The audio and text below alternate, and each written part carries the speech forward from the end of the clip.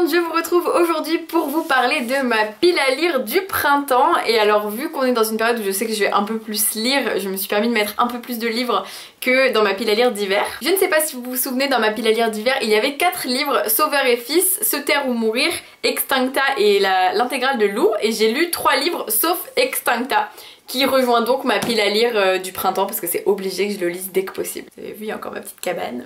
Pour choisir ma pile à lire du printemps, j'ai montré ma pile à lire sur Instagram. Donc ma pile à lire, c'est la bibliothèque qui est juste ici.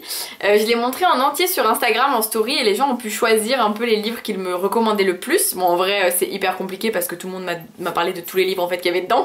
Donc pour choisir, je me suis quand même aussi fiée à mes envies. Mais je voulais vous demander avant de vous présenter ces livres, est-ce que ça vous dirait que je vous fasse une vidéo où je vous montre ma pile à lire vraiment très lentement pour que vous voyez un peu tous les livres qu'il y a dedans, et où en commentaire vous aurez à me dire quel livre vous me conseillez absolument et pourquoi, et ça pourrait être sympa, une vidéo sur ma pile à lire spéciale. J'attends vos réponses. Pour ce qui est de la pile à lire du printemps, voici les livres qui la composent.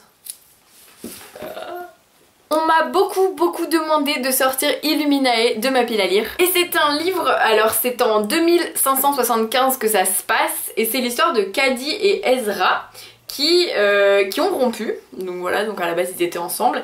Et l'après-midi même de cet horrible monde, leur vie, leur planète est attaquée et du coup ils vont à bord d'un vaisseau spatial et tout. Sauf qu'ils ont l'impression que les autorités leur cachent la vérité et ils vont faire plein de découvertes. Et en plus l'intelligence artificielle qui contrôle un peu le monde va commencer à mal fonctionner apparemment. Et je vous montre juste un peu, mais l'intérieur est vraiment complètement fait de journal, de discussion, de transmission, de photos. Enfin vraiment c'est impressionnant, il y a énormément de choses. C'est un livre-objet qui est vraiment magnifique, un sacré pavé, c'est pour ça que j'ai toujours eu du mal à le sortir de ma pile à lire. Si vous l'avez lu, j'attends vos avis en commentaire, mais je pense que je vais vraiment réussir à le sortir parce que vous êtes beaucoup à me l'avoir conseillé. Et vu qu'en ce moment je suis chez moi, je pense que c'est vraiment le genre de gros pavé qui est plus facile à lire chez soi, qu'on peut manipuler et tout. Puis on m'a conseillé Follow Me Back et j'avoue ça m'a donné vraiment envie de le sortir de ma pile à lire parce qu'il me donnait très envie ce livre. C'est l'histoire de Tessa Hart qui est agoraphobe et cette fille est complètement fan de Eric, une superstar qui dit à ses fans qu'il les aime tous et tout, alors qu'en fait c'est son équipe de com qui gère tout ça parce que lui il est un petit peu isolé aussi. Il y a un chanteur qui vient d'être assassiné, du coup Eric a très peur. Et en troisième personnage on a Taylor qui en veut beaucoup à Eric et qui a envie de nuire à sa réputation et on ne sait pas qui se cache derrière ce pseudo.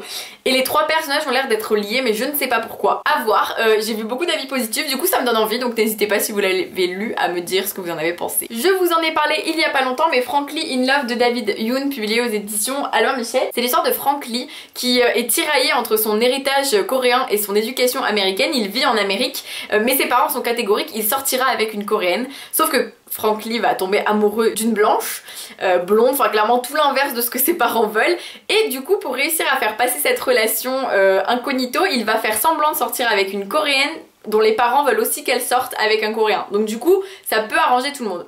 Mais est-ce que à simuler une relation on n'en fait pas naître une nouvelle? Je dis ça, je dis rien, hein. En vrai je n'en sais rien, je ne l'ai pas lu, mais il a l'air vraiment trop cool.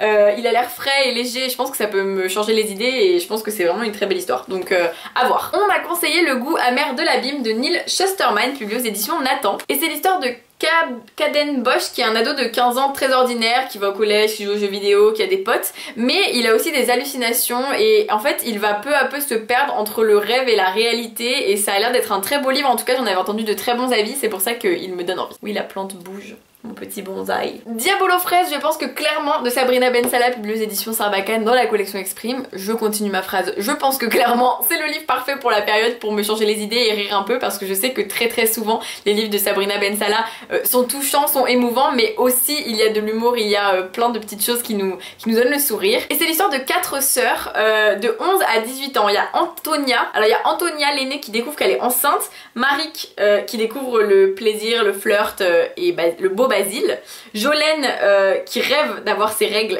pour devenir une femme, et Judy, la Benjamine, qui découvre le collège où, comme à la maison, elle cherche un peu sa place. Les avis étaient hyper positifs, ça a l'air d'être un livre trop choupinou, je sais même pas comment le décrire autrement, mais Sabrina Ben Salah écrit hyper bien, j'ai passé des merveilleux moments dans ses précédents livres. C'est l'autrice de Vers le bleu et Appuyé sur étoile, et ces 2 romans ont été des coups de cœur, très loin l'un de l'autre parce que je les ai lus très espacés, et donc j'espère que celui-ci aussi. Puis Soleil glacé de Séverine Vidal, publié aux éditions Robert Laffont dans la collection collection R. C'est rigolo parce que Séverine Vidal c'est vraiment une autrice que j'ai connue grâce à Sarbacane et que je n'ai connue presque que chez Sarbacane.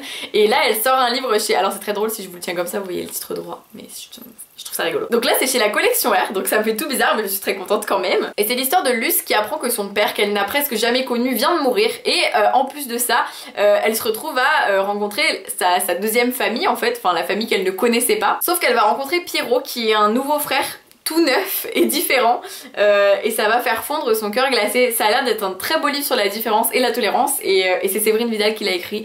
Donc encore une fois, Séverine Vidal c'est quand même une machine à coup de cœur hein, avec sa machine à écrire, donc ça devrait faire des étincelles. Et enfin, un livre que j'ai depuis trop longtemps dans ma pile à lire, Big Easy de Ruta Sepetys, publié aux éditions Gallimard dans la collection Pôle Fiction. Vous savez, cette collection jaune que j'adore, mais vraiment j'adore, personne n'aime mais moi j'adore. C'est l'histoire de Josie qui habite à la Nouvelle-Orléans, on est en 1950, elle a 17 ans, elle est fille de prostituée et elle a grandi dans une maison close. Et en fait elle veut vraiment faire des grandes études et intégrer une grande université, mais elle va être impliquée dans plein d'histoires et elle va certainement tomber dans le passé de sa mère finalement, mais les gens qui l'aiment vont l'aider à s'en sortir et Ruta Sepetys avait écrit Ceux qui n'ont pas pu nous prendre, qui est un magnifique roman. Elle vient d'en sortir un nouveau chez Gallimard et celui-là c'est celui d'entre deux que je n'ai pas lu. Elle avait aussi sorti Le sel de nos larmes il me semble, j'avoue j'en ai plein de retard mais je sais qu'elle écrit trop bien donc j'ai vraiment hâte de découvrir cette histoire et vous êtes beaucoup à m'avoir dit qu'il était génial. Voilà ma pile à lire. Elle est grosse hein, quand même au niveau de nombre de pages, je ne vous garantis rien mais là on a 3 mois non-stop pour pouvoir lire, donc même si je vais lire aussi d'autres choses que cette pile à lire, je vais tenter de lire cela parce qu'il y en a ça fait vraiment longtemps qu'ils sont dans ma pile à lire et qu'il faut que je les en sorte. N'hésitez pas à me partager votre pile à lire du printemps vous aussi en commentaire et aussi à me donner vos avis sur les livres que je vais lire et à me dire si une vidéo pile à lire vous plairait. Sur ce je vous fais plein de bisous, comme vous l'avez remarqué on est à un horaire pas normal mais vu qu'on est dans une situation pas normale bah du coup je fais un peu des vidéos quand je veux et quand je peux et je vous les poste parce que je me dis qu'on a tous besoin de s'occuper, de voir des choses, d'entendre des choses et ça fait du bien. Je vous fais plein de bisous, je vous dis à très vite pour une nouvelle vidéo et voilà. Bisous!